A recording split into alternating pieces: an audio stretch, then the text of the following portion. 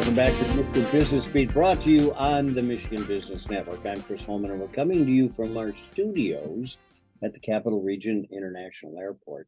We're going to run down to the Capitol right now, or somewhere near there, where there's a room that looks very much like a guy's house. But don't worry about details. We're going to get the information we want.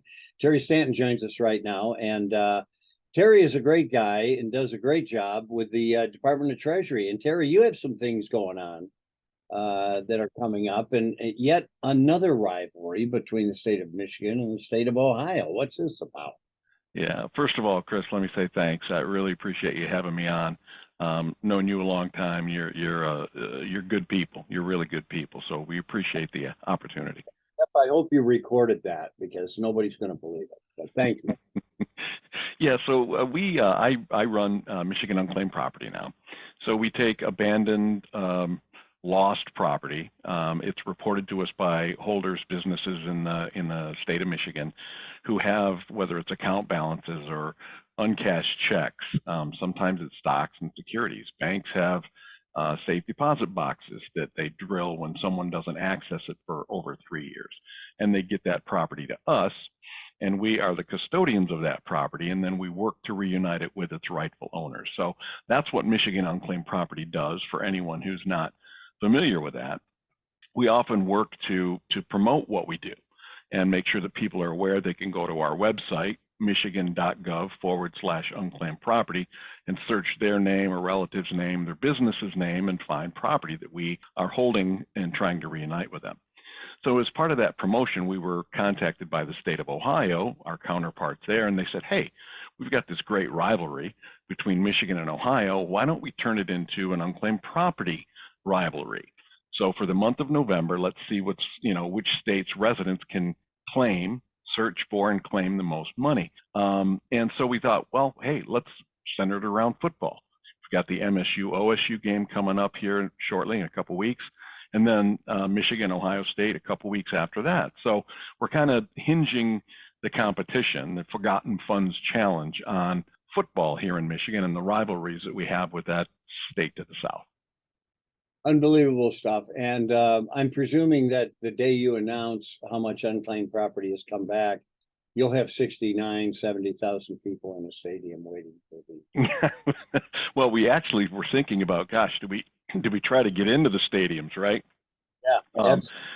But we didn't want the game to have to, take a timeout so that everybody could rush our table. But we certainly hope that, and not that we don't want people to wait till November 1st to start searching, but that the competition runs from the 1st to the 25th, which is the date of the Michigan-Ohio State game. So hopefully we're going to beat Ohio, and we hope all of our residents will help us do that. Well, listen, missingmoney.com, that's a website that people can. I'm thinking about, how do they go through a process to reclaim or even look what's there? Yeah, it's actually quite easy. They can do missingmoney.com, or they can go to our website again, michigan.gov/unclaimed property. And we have search engines on those sites. Missing Money has search engines for all of the states, but they can click on Michigan and then just search Michigan, takes them to our data. Or if they go to our site, then it's just our operation and the properties there. But we have a great search engine. You can search a last name, you can search a first and last name, you can search first, middle, and last, the city that you live in, a number of different things to find property. Now, someone with a common name, Chris Thomas, there's probably going to be a ton of Chris Thomases with property.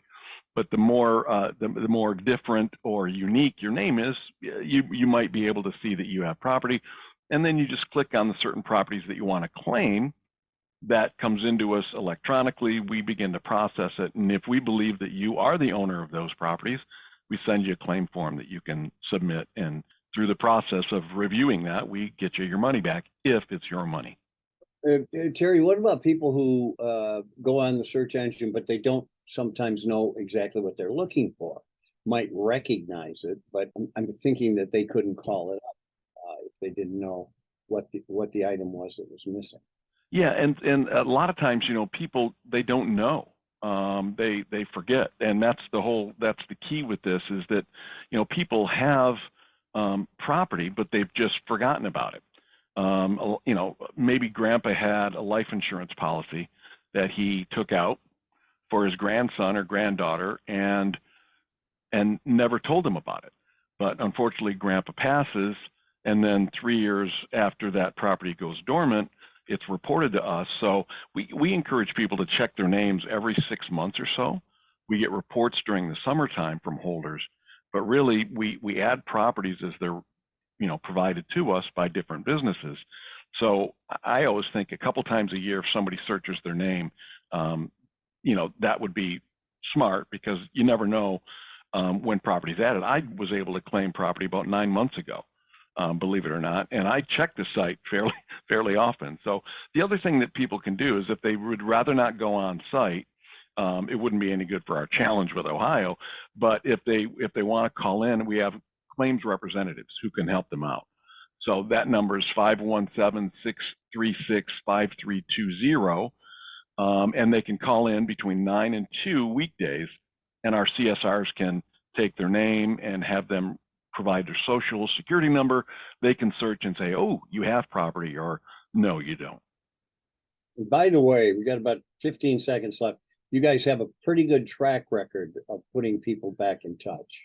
Yeah, we paid out almost $139 million last fiscal year. That was a record for the state of Michigan. So we're hoping that in fiscal 24 we can top that, maybe hit 140 or even better. Unbelievable. Terry Stanton, State Administrative Manager for Unclaimed Property at the Michigan Department of Treasury. Hey, thanks for bringing us up to date on this, my friend. Send us something. We'll put it on our website too, so it's there in print. Absolutely, will do. Thank you so much. We appreciate it.